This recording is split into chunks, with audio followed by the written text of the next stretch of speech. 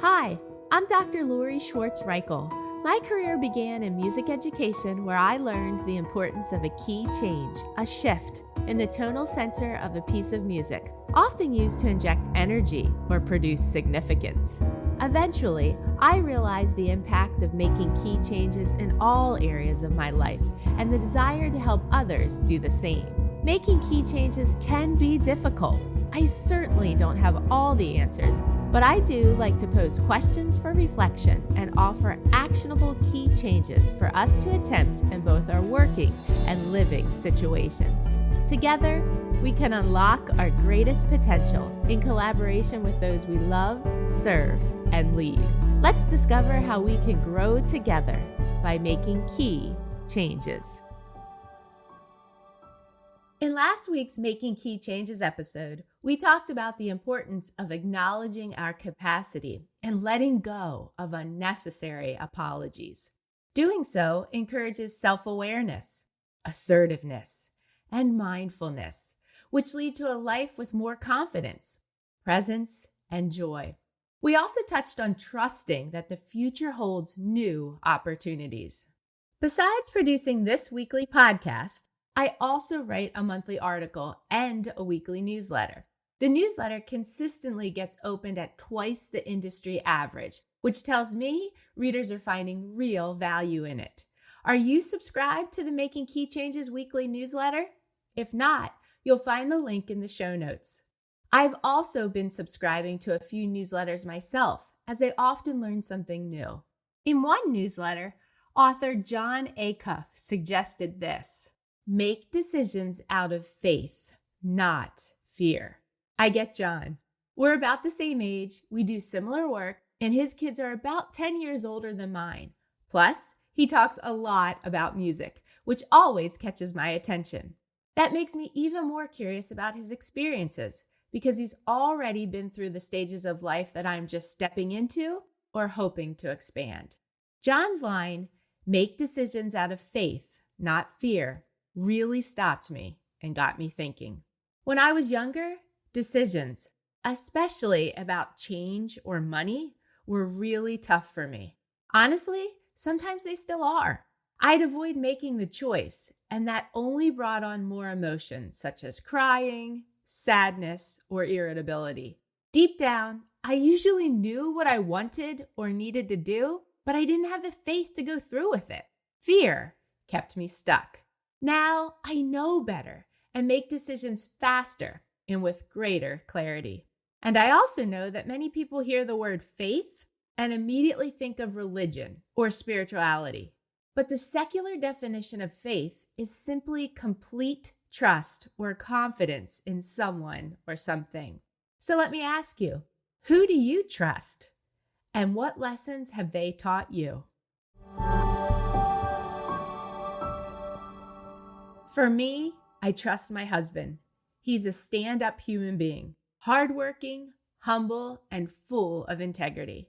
He's also an engineer, which means he applies logic to almost everything, such as raising our children, making health decisions, handling money, coaching athletes, or managing house projects. Engineers see challenges not as barriers, but as puzzles to solve. They rely on data, patterns, and systems to bring clarity. They troubleshoot when things go wrong, and they refine their designs until they work. Most importantly, they don't expect perfection on the first try. They expect iteration, trial and error, and learning as they go. That's my husband to a T. We even joke that he's like Sheldon from The Big Bang Theory. His exercise routine, his work routine, his nighttime routine, they've been consistent for decades.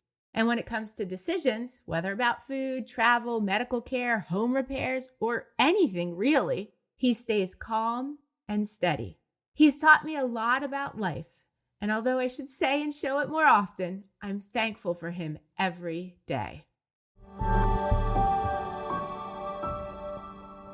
If we approached our own lives with an engineer's mindset, we might consider making these key changes. Key change number 1, acknowledge the problem honestly instead of avoiding it. Key change number 2, explore multiple solutions instead of getting stuck on just one. Key change number 3, trust the process, knowing that progress is built step by step. And key change number 4, combine logic with trust, accepting we can't control every variable, but believing we can adapt along the way. Just as engineers build bridges, buildings, and systems, or in my husband's case, power supplies for radar systems. Yes, I had to write that one down when we were dating many years ago in order to remember it. We can build resilience, relationships, and habits that serve us well.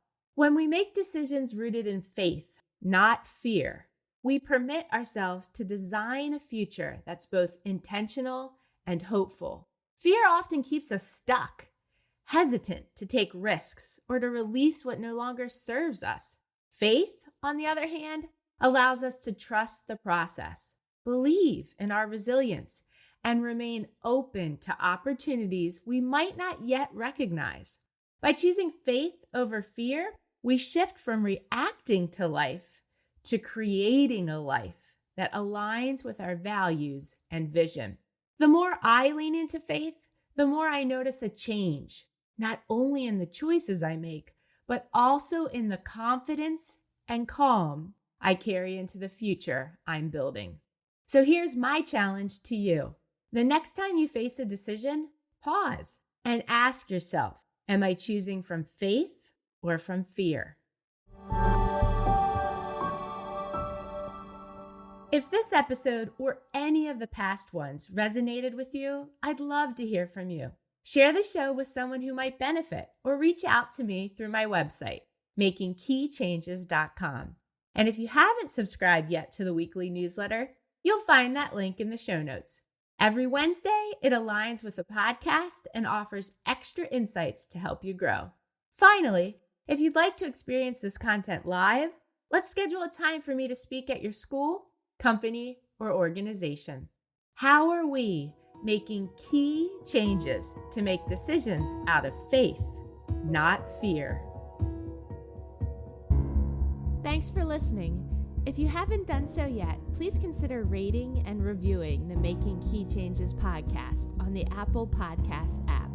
If you found this episode helpful, please consider sharing it with others and joining me again next week. In my coming episodes, I'll discuss topics that are most passionate to me, along with things I've been researching or areas of my life I have changed or want to change. You can learn more about me on my website, makingkeychanges.com. Feel free to message me through there or reach out on social media. I'd love to hear from you and learn about what key changes you hope to make.